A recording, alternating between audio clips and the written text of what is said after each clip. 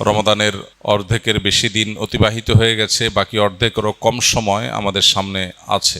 এমনিতেই কিয়ামত যত নিকটবর্তী হবে সময়ের বারাকাহ তত কমে যাবে। নবী সাল্লাল্লাহু সাল্লামের হাদিসে সেরকম ভবিষ্যৎবাণী করা হয়েছে। তাকারাবাজ জামান, মাস সপ্তাহের মতো দ্রুত পার হয়ে যাবে, বছর মাসের মতো অতিবাহিত হয়ে যাবে। এভাবে প্রতিটা সময় দিন যত অতিবাহিত হবে তত সংকীর্ণ হয়ে যাবে, সময়ের বারাকা খুঁজে পাওয়া যাবে না। দেখতে দেখতে দিন পার হয়ে যাবে, দিন পার হয়ে রাত চলে আসবে, রাত পার হয়ে সকাল চলে আসবে। এভাবে জীবনটা খুব দ্রুততার সাথে ক্ষয় হয়ে শেষ হয়ে যাবে। আর মূল্যবান এবং দামি সময়গুলো আরও দ্রুততার সাথেই শেষ হয়। তো রমাদান মাসের যে দিনগুলো অতিবাহিত হয়ে গেছে, এই দিনগুলো এত দ্রুততার সাথে অতিবাহিত হয়েছে যে আমরা অনেকে ভালো করে টেরও পাই নাই যে কখন রমজান শুরু হলো, আবার শেষ হওয়ার দিকেও গড়িয়ে পড়েছে। তো এই জন্য আমল আগামীকাল করব, পরশু করব, সামনের সপ্তাহে করব, শেষ 10 দিন করব, লাইলাতুল কদরে করব, এরকম কোনো অপেক্ষায় না রেখে বরং আমল যখন আল্লাহ তাআলা তৌফিক দিয়েছেন, নিজের ভিতরে বুঝ হয়েছে, যখন রমজানের ফজিলত এবং মর্যাদার কথা অনুভব করতে পেরেছি, উপলব্ধি করতে পেরেছি, তখন থেকেই আমল শুরু করা দরকার। আল্লাহ রাব্বুল আলামিন আমাদেরকে রমাদানের অবশিষ্ট প্রতিটা মুহূর্তকে সর্বোচ্চ কদর করার তৌফিক দান করুন। প্রিয় ভাইরা আমার, রমাদানের এই ফজিলতের এবং মর্যাদাপূর্ণ এই সময়গুলো যদি আমরা সঠিকভাবে কাজে না লাগাতে পারি, তাহলে সেটা আমাদের জন্য চরম হতভাগ্যের কারণ, এবং সেটা নবী আলাইহিস সালামের অনেকটা বদদোয়ার কারণ হতে পারে, যেটা অত্যন্ত ভয়াবহ ব্যাপার। আর এই সুযোগ হাতছাড়া হওয়ার পর আর জীবনে কোন সুযোগ আসবে? এই রমজান আবার 11 মাসের আগে আর আসবে না। সারা বছর 11 মাসের অন্য কোনো সময়ের আমলে রমজানের সাথে তুলনাযোগ্য না।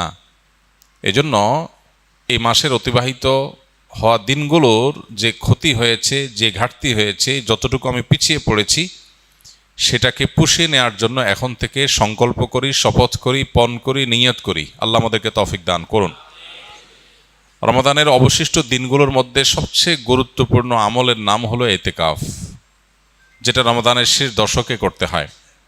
এতেকাফ অবশ্য রমজানের প্রথম দশক, মাঝের দশক, এই দিনগুলোতেও করা যায়, 1 দিন 2 দিনও করা যায়। কিন্তু মাসনুন যে এতেকাফ নবী করিম সাল্লাল্লাহু আলাইহি সাল্লামের রমাদানে, সেই প্রতিষ্ঠিত সুন্নাহ নবী সাল্লাল্লাহু আলাইহি সাল্লামের রমাদানে, সেটি হলো রমজানের শেষ দশকে এতেকাফ করা। শেষ দশকের এতেকাফ সম্পর্কে মা আয়েশা রাদিয়াল্লাহু তাআলা আনহা বলেছেন, কানা নবী সাল্লাল্লাহু আলাইহি সাল্লাম ইয়াতাকিফুল আশরাল আওয়াখির মিন রমাদান হাত্তা তাওয়াফাহুল্লাহ। নবী করিম সাল্লাল্লাহু আলাইহি সাল্লাম রমাদান ফরজ হওয়ার পর থেকে নিয়ে যে রমজানের শেষ 10 দিন এতেকাফ করতে শুরু করেছেন, তার ওয়াফাত পর্যন্ত, মৃত্যু পর্যন্ত প্রত্যেক বছর তিনি রমজানের শেষ 10 দিন ইতিকাফ করেছেন। এবং আবু হুরায়রা রাদিয়াল্লাহু তাআলা আনহু বর্ণিত আরেকটি হাদিস থেকে আমরা জানতে পারি যে নবী সাল্লাল্লাহু আলাইহি সাল্লাম তার জীবনে প্রত্যেক বছর রমজানের শেষ 10 দিন ইতিকাফ করেছেন। আর জীবনের সর্বশেষ রমজান যেটি ছিল, সেই রমাদানে তিনি 20 দিন ইতিকাফ করেছেন। যে আমলটি প্রিয় নবী সাল্লাল্লাহু আলাইহি সাল্লাম জীবনে কোনো বছর, কোনো রমজানে একবারও ছাড়েননি, আমাদের সমাজে বেশিরভাগ মানুষের জীবনে সে আমলটি জীবনে একবারও করা হয়নি। এর চেয়ে বড় দুর্ভাগ্যের বিষয় আর কি হতে পারে? এর চেয়ে বড় হতভাগ্যের বিষয় আর কি হতে পারে? চরম শত্রুর সাথেও তো মানুষের এই বৈপরীত্য থাকে না। এরকম বৈপরীত্য নবী সাল্লাল্লাহু আলাইহি সাল্লামের সাথে আমাদের আচরণগত, আমলগত বৈপরীত্য আমরা সৃষ্টি করে ফেলেছি। এই জন্য আমরা নিয়ত করে নেই, আল্লাহ রাব্বুল আলামিনের কাছে তৌফিক কামনা করি, আমরা ইনশাআল্লাহ রমজানের শেষ 10 দিন ইতিকাফ করব। ইতিকাফ মানেটা কি? ইতিকাফ শব্দের অর্থ কোথাও নিজেকে আবদ্ধ করে ফেলা, নিজেকে বন্দী করে ফেলা।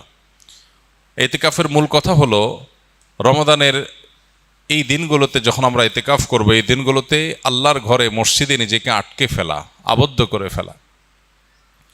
দুনিয়ার মানুষের কাছে মানুষ বিভিন্নভাবে চাইতে পারে।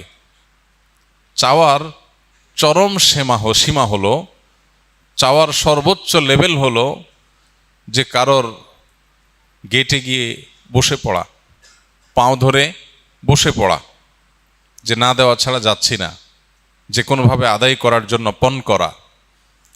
আল্লাহ রাব্বুল আলামিনের কাছে আমরা সারা বছর দোয়া করি, মুনাজাত করি, চোখের পানি ফেলি তৌফিক অনুযায়ী কম বা বেশি, কিন্তু ইতিকাফের আমলের মাধ্যমে মূলত আল্লাহ রাব্বুল আলামিনের ঘরে এসে কাঁথা বালিশ নিয়ে গাট্টি বস্কা নিয়ে আমরা একরকম বসে যাই আল্লাহর ঘরে, যে আল্লাহ তোমার মাগফিরাত নিয়েই আমি যাব। কোনো মানুষের গেটে দুয়ারে বা পাও জড়িয়ে খুঁটি গেড়ে বসে যেরকম মানুষ চায়, সেই চাওয়ার ফলে সাধারণত মানুষ খুব কমই বিফলে যায়। ঠিক একইভাবে আল্লাহর ঘরে ইতিকাফ করতে এসে একদম খুঁটি গেড়ে বসে যাওয়াটা এরকম চাওয়া অনেকটা। এই চাওয়ার ভিতরে অবর্ণনীয় এক তৃপ্তি আছে, এই চাওয়ার মধ্যে অন্যরকম এক আবেগ আছে, ভাব আছে। এই আবেগটা উপলব্ধি করার তৌফিক যাদের হয়েছে তারা জীবনে কখনো ইতিকাফ ছাড়তে খুব কষ্ট হয়, ইতিকাফের স্মৃতি তারা ভুলতে পারেন না। প্রিয় ভাইরা আমার, গোটা পৃথিবীর হাজার হাজার সৃষ্টি আল্লাহর, এগুলো আমাদেরকে, আমাদের মনোযোগকে, আমাদের ফোকাসকে নানা দিকে বিক্ষিপ্ত করে রেখেছে। সোশ্যাল মিডিয়ার এই যুগে, বিশেষ করে অনলাইনে বিচরণের এই সময়টাতে আমাদের মনোযোগ হাজার হাজার জিনিস নিয়ে যাচ্ছে। আমরা যখন সোশ্যাল মিডিয়া স্ক্রল করি, আমাদের সামনে কোনো একটা পোস্ট আসে, আমরা এই পোস্টটা দেখব কি দেখব না সিদ্ধান্ত নেই। স্ক্রল করে যাওয়ার পর বা স্ক্রল করে যদি কোনো পোস্ট সামনে আসে, আমরা যদি সেটা দেখি, তখন রিয়্যাক্ট করব কি করব না সেখানে আমরা মনোযোগ দেই। কোনো পোস্ট আমাদের হাসি উদ্রেক করে, কোনোটা আমাদের কান্না পাইয়ে দেয়, কোনোটা দেখে আমাদের হয়তো বিরক্ত লাগে, কোনোটা দেখে আমাদের ভালো লাগে। আমাদের অনুভূতি, আমাদের আবেগ, আমাদের সিদ্ধান্ত, এগুলো এত ভাগে বিভক্ত যে পরিপূর্ণ আল্লাহ রাব্বুল আলামিনের প্রতি মনোযোগী হওয়ার সুযোগ, পরিপূর্ণ আল্লাহর দিকে ফোকাস দেওয়ার সুযোগ, আল্লাহর দিকে ফোকাস তো অনেক পরের বিষয়, নিজের নফসের প্রতি ফোকাস দেওয়া, নিজের ভালোর চিন্তা করার সুযোগটা আমাদের দিন এবং রাত 24 ঘন্টা আমরা ব্যয় করে একটু বের করতে পারি না। বেশিরভাগ মানুষ শেষ কবে নিজেকে নিয়ে ভেবেছেন? বয়স কত হয়েছে, গন্তব্য কোথায়, আমার কোথায় যেতে হবে, আমি কি আসলে জান্নাতে যেতে পারবো, আমি যে ট্র্যাকে আছি সেই ট্র্যাকের শেষ মাথা কি জান্নাত নাকি জাহান্নাম, আমার নিজের কল্যাণের জন্য আমি ভাবনার সুযোগ পর্যন্ত পাই না। আমরা এত ব্যস্ত, এই বস্তুবাদী পৃথিবী আমাদেরকে এত এঙ্গেজ করে ফেলেছে, এত ব্যস্ত করে ফেলেছে, নিজের জন্য সময় দেওয়ার সুযোগটা আমাদের নাই। আমরা ব্যস্ত, আমাদেরকে জিজ্ঞেস করা হয় কেন ব্যস্ত? আমাদের কেরিয়ারের জন্য ব্যস্ত, আমাদের নিজের উন্নতির জন্য ব্যস্ত, আমাদের সামাজিক অবস্থানের জন্য ব্যস্ত। অথচ এই সব ব্যস্ততার আড়ালে আমাদের নিজের অনন্ত অসীমকালের যাত্রার, আমাদের রবের এই বিষয়গুলোর প্রতি ফোকাস বা মনোযোগ দেওয়ার সুযোগ আমাদের হয় না। এই বাস্তবতায় এই ইতিকাফ আরও বেশি আমাদের জীবনে রিলেভেন্ট এবং গুরুত্বপূর্ণ। এরকম বিক্ষিপ্ত মনোযোগ যখন কোনো সমাজে চরম আকার ধারণ করে, আমরা 2 রাকাত নামাজ পরিপূর্ণ মনোযোগের সাথে, দুনিয়ার কোনো দিকে মনোযোগ যাবে না, পরিপূর্ণ আল্লাহর দিকে মনোযোগ থাকবে। আল্লাহ বলেছেন আকিমিস সলাতা লিযিকরি, তোমরা সালাত কায়েম করো আমার স্মরণের জন্য। আল্লাহ বলেছেন তার স্মরণের জন্য সালাত কায়েম করতে, নামাজ আদায় করতে। এখন আল্লাহর স্মরণ যেন হয়, এটা নামাজের উদ্দেশ্য। তারপর নামাজের মধ্যে আল্লাহর স্মরণ থাকবে। এখন আমাদের নামাজের অবস্থা হয়েছে এমন যে আল্লাহ ছাড়া সব কিছু স্মরণ হয়। 2 রাকাত নামাজ শুরু থেকে শেষ পর্যন্ত পরিপূর্ণভাবে পড়ব, কিন্তু মনোযোগ আল্লাহ ছাড়া অন্য কোনো দিকে যাবে না। এই চ্যালেঞ্জ আমরা কয়জন মানুষ নিতে পারবো? কয়জন মানুষ আমরা এই চ্যালেঞ্জ নিয়ে সফল হতে পারবো?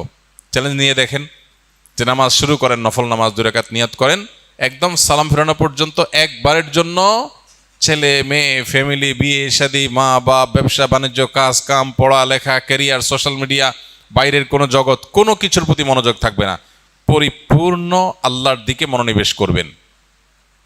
এরকম 2 রাকাত নামাজ পড়া সহজ না কঠিন দেখেন চিন্তা করে, প্রিয় ভাইরা আমার। অথচ আমাদের দিনে কতগুলো রাকাত নামাজ পড়া লাগে, সেখানে 2 রাকাত নামাজেও আমরা এই মনোযোগ দিতে পারি নাই। পৃথিবীতে যারা সফল হয়েছেন, যারা জাগতিক বিচারে সফল হয়েছেন, সফল ব্যবসায়ী, সফল ক্রীড়াবিদ, সফল চাকরিজীবী, সফল পেশাজীবী, যে কোনো মানুষ তার জগতে সফলতা অর্জন করেছেন, সাফল্য অর্জন করেছেন। সাফল্যের জাগতিক সংজ্ঞায় বা প্রচলিত অর্থে সাফল্যই বোঝাচ্ছি আমরা।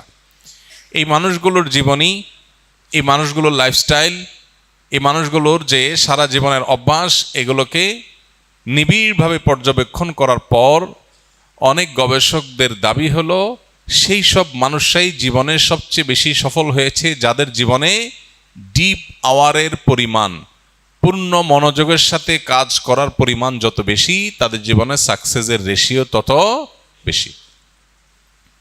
অর্থাৎ আপনি কোনো কাজে পরিপূর্ণ মনোযোগ কতক্ষণ রাখতে পারছেন, এটা আপনার সাফল্যের অনেক গুরুত্বপূর্ণ একটা শর্ত।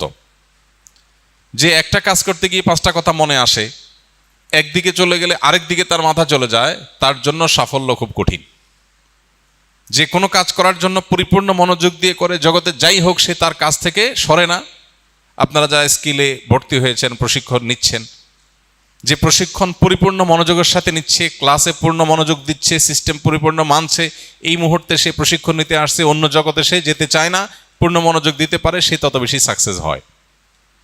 যারা স্কিল থেকে ট্রেনিং শেষ করে এখন বিভিন্ন জায়গায় জবে আছেন, যে ব্যক্তি তার জবের দিকে যত বেশি মনোযোগ দিবে, যত বেশি ফোকাস দিবে, তার কাজটাই সবচেয়ে গুরুত্ব পাবে। অন্য দিক থেকে মনোযোগ সরিয়ে এদিকে যত বেশি মনোযোগ ইনভেস্ট করতে পারবে, সে চাকরিজীবী হিসাবে তার ওই কাজের জগতে তত বেশি সাকসেস হবে। আর যার মনোযোগ যত কম থাকবে, তার সাকসেসের পরিমাণ তত কম হবে। এই মনোযোগ এখন নষ্ট হওয়ার মতো হাজার হাজার ডোপামিন, হাজার হাজার মনোযোগ বিনষ্টকারী ডোপামিন আজ চতুর্দিকে ছড়িয়ে ছিটিয়ে দেওয়া হয়েছে। স্পিরিচুয়ালি, আধ্যাত্মিকভাবে আমাদের মুসলমানদেরকে ধ্বংস করবার জন্য হাজারো আয়োজন আছে। যেগুলোকে আপনি দেখছেন নিছক বিনোদন, এগুলো মূলত আপনার আমার রুহানি শক্তি ধ্বংসের আয়োজন।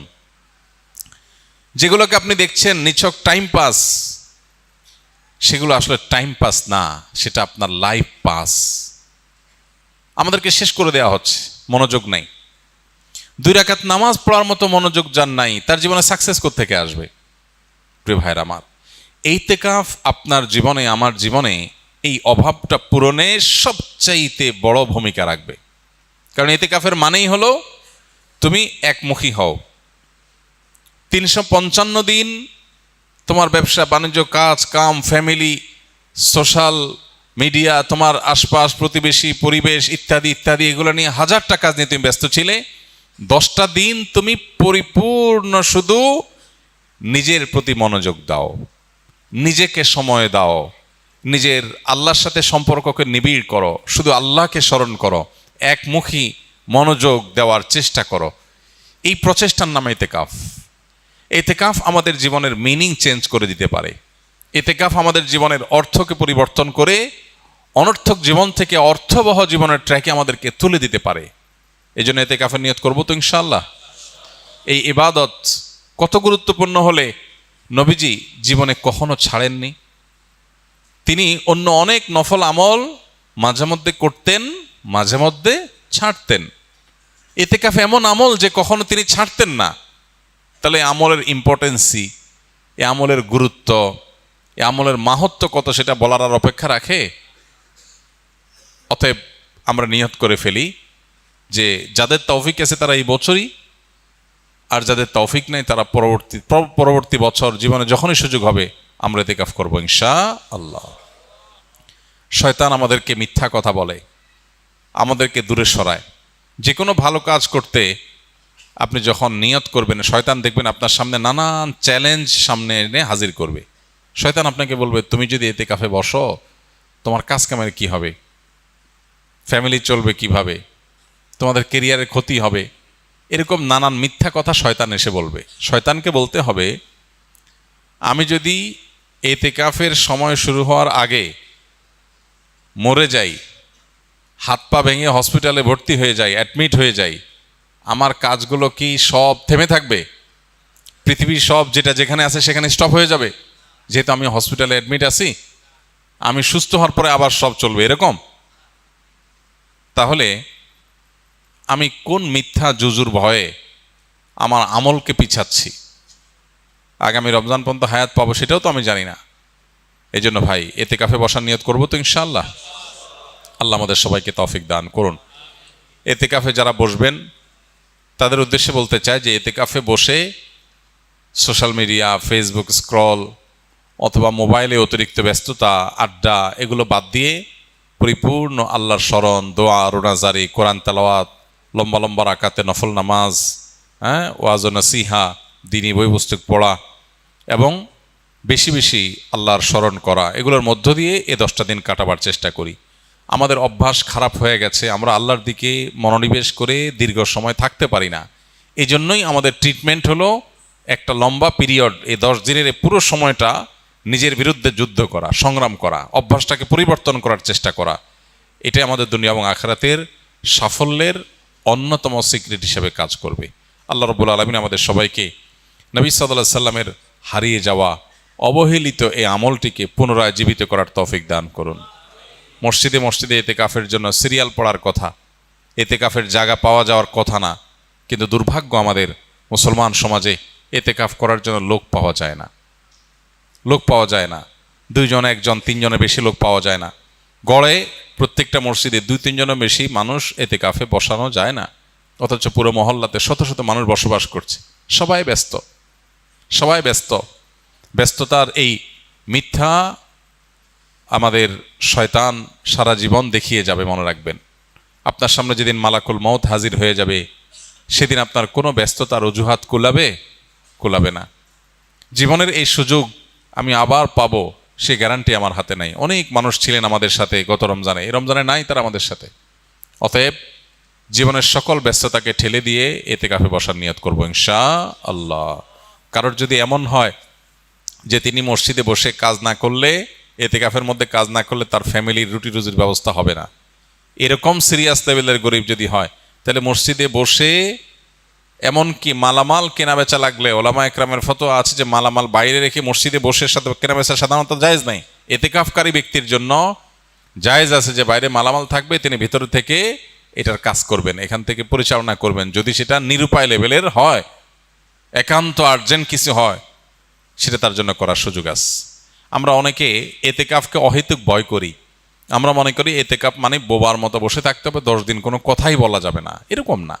আপনার ফ্যামিলির খোঁজখবর আপনি নিতে পারবেন, খোঁজখবর নেওয়া এক জিনিস, আর খাজুরিয়া আলাপ আরেক জিনিস। খাজুরিয়া আলাপ করা যাবে না। প্রয়োজনীয় কথা, কারোর অসুস্থতা আছে তার খোঁজখবর নিলেন, কোনো প্রয়োজন আছে এটা সম্পর্কে গাইড করলেন, এগুলো আপনি করতে পারবেন। যারা এতেকাফে আছেন তারা নিজেরা আলাপ করতে পারবেন। আমাদের মধ্যে সব ক্ষেত্রেই প্রান্তিকতা। কিছু মানুষ আছে এতেকাফে বসে আড্ডা মারে, আর কিছু মানুষ মনে করে এতেকাফে বসলে বোবা হয়ে যেতে হয়। বোবা হওয়ারও নির্দেশ নাই, আবার আড্ডা মারারও অনুমোদন নাই, বরং প্রয়োজনীয় কথা বলা যাবে, কিন্তু বেশিরভাগ সময়গুলো আল্লাহর ইবাদত দিকে মনোযোগ দিতে হবে। রব্বে করিম আমাদেরকে এমন এতেকাফের তৌফিক দান করুক যে এতেকাফের স্বাদ মৃত্যু পর্যন্ত প্রতি রমজানে আমাদেরকে এতেকাফ করতে বাধ্য করে দেয়। জাযাকুমুল্লাহ খাইর।